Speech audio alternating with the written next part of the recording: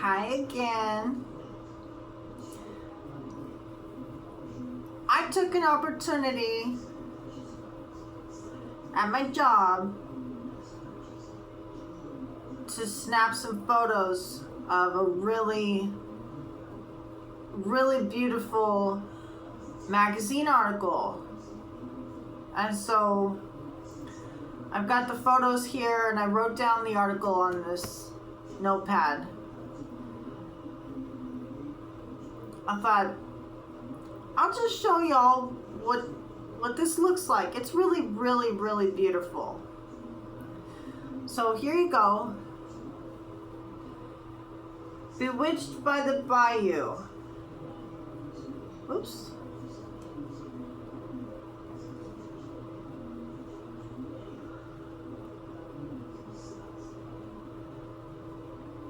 And I'll read while I show you this. The article is by Wes Ferguson. Photographs are by Dave Schaefer.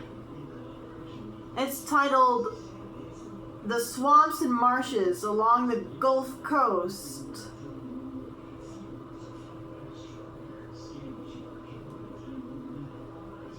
The swamps and marshes along the Gulf Coast are a wellspring for artistic inspiration. The morning air slows you down in the marshlands near Beaumont. It's heavy here, like wading through soap. Fog coats the earth and renders the sun a vague notion. The horizon merely hinting at trees in the hazy distance. Mosquitoes buzz. Alligators lurk. The word dew, with its implication of droplets of water, fails miserably to describe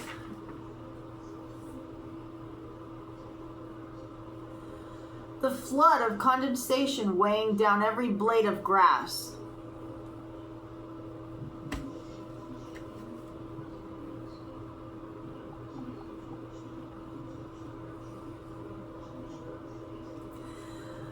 Underfoot, even seemingly solid ground is suspiciously squishy. That's my impression from one truncated stroll through a marsh there late last summer. Better known for petrochemical refineries than for nature hikes. The far southeastern corner of the state is often overlooked during conversations about natural beauty and iconic landscapes in Texas. But wonders abound if you know where to look. From the cathedral-esque cypress swamps of the Trinity River National Wildlife Refuge in Liberty to the surprisingly diverse coastal landscapes at the Cattail Marsh Scenic Wetlands and Boardwalk in Beaumont, and the J.D. Muffrey Wildfire Management Area and Port Arthur.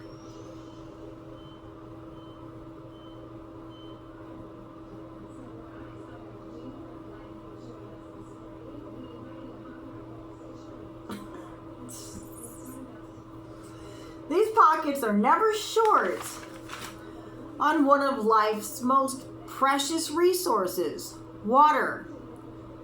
This is the part of the state that absolutely gets the most rainfall, explains Bobby Eichler, a wildlife biologist who leads the Texas Parks and Wildlife Department district that covers parts of southeast Texas. He says 55 to 60 inches of rain can fall in any given year. You've got freshwater marshes, saltwater marshes, and brackish marshes, and different vegetation and birds inhabiting each of them. It is such a special ecosystem. The stretch between Houston and Louisiana is also ripe for ingenuity and home to many creatives who draw inspiration from the enigmatic landscape. Here, 7 locals in the fields of photography, music, writing, painting, and the culinary arts help us to see what they see and feel what they feel about this world of swamps and bayous.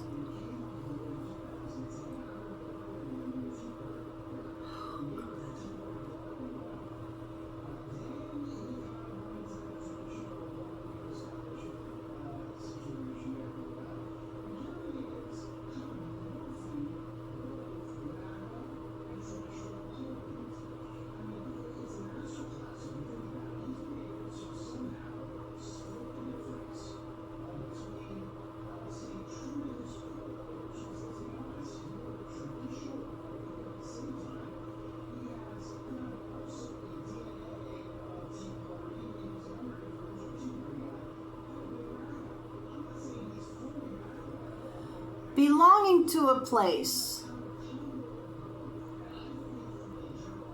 Keith Carpenter, a world-renowned photographer, artist, and soon-to-be retired educator, has lived in Beaumont since age 3, but it was not until his early 30s that he began to see his native environs as a subject worthy of his eye. He credits the stories of his late wife, Pat, a fellow Southeast Texas native, and his discovery of Wharton-born playwright Horton Foote for the change. A Texas Medal of the Arts recipient, Carter's most recent book, Ghostlight, was published in 2023.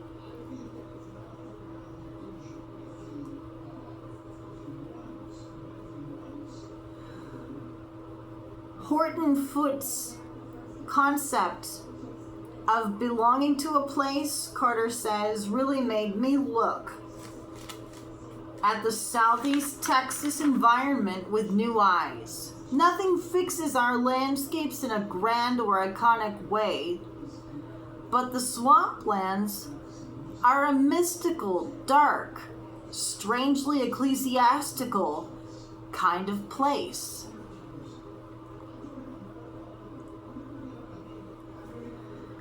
Every square foot of the land has a bazillion things going on. We're right on the Louisiana border, which has been a no man's land since the colonial era. Between the folklore and the history, it seemed like a fertile visual ground to search for ghosts, you know? Then, when I had the pleasure of traveling to other places and other countries, I'd come back to Southeast Texas and I realized this was a whole wonderland.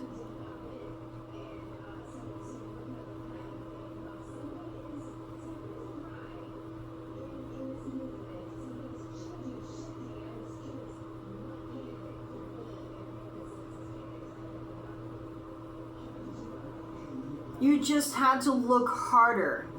It was every bit as extraordinary as any topography I had visited. If you're looking for clear blue waters and mountainous landscapes, you're not the place. Oh, we're not the place. If you're looking for microcosms of the universe and quiet beauty and densely layered miracles, This is an extraordinary region.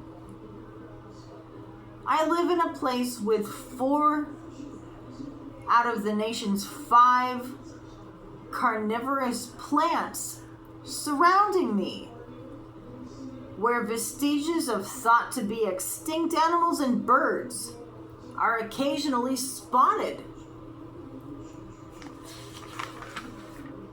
In a place where you hear phrases straight out of the King James Bible mixed with all kinds of ribald idiom. It's just a peculiar place.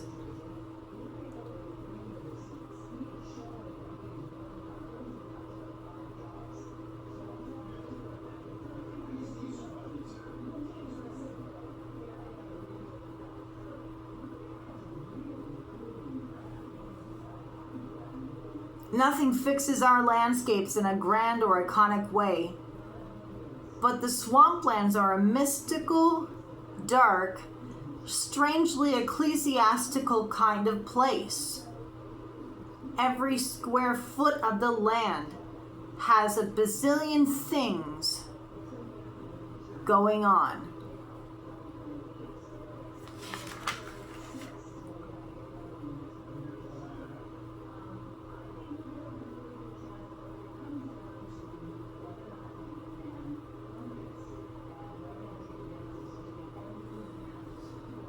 Keith Carter in a bagel on the outskirts of Beaumont.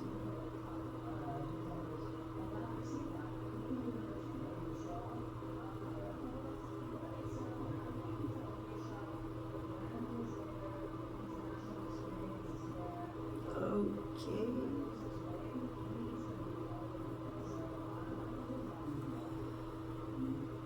Shannon Tompkins on the Lower Trinity River, north of Wallaceville.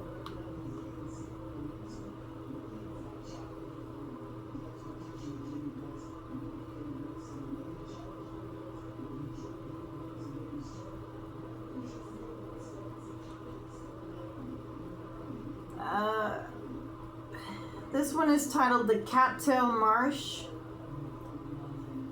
by Kathy Spence and Kenyon Guidry. I don't think I have any more than these.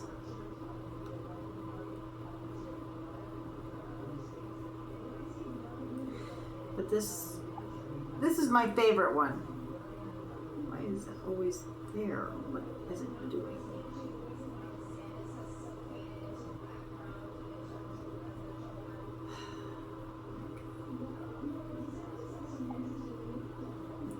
Well, it's being saved apparently because my tablet knows that I love this photo so very much. Bewitched by the Bayou.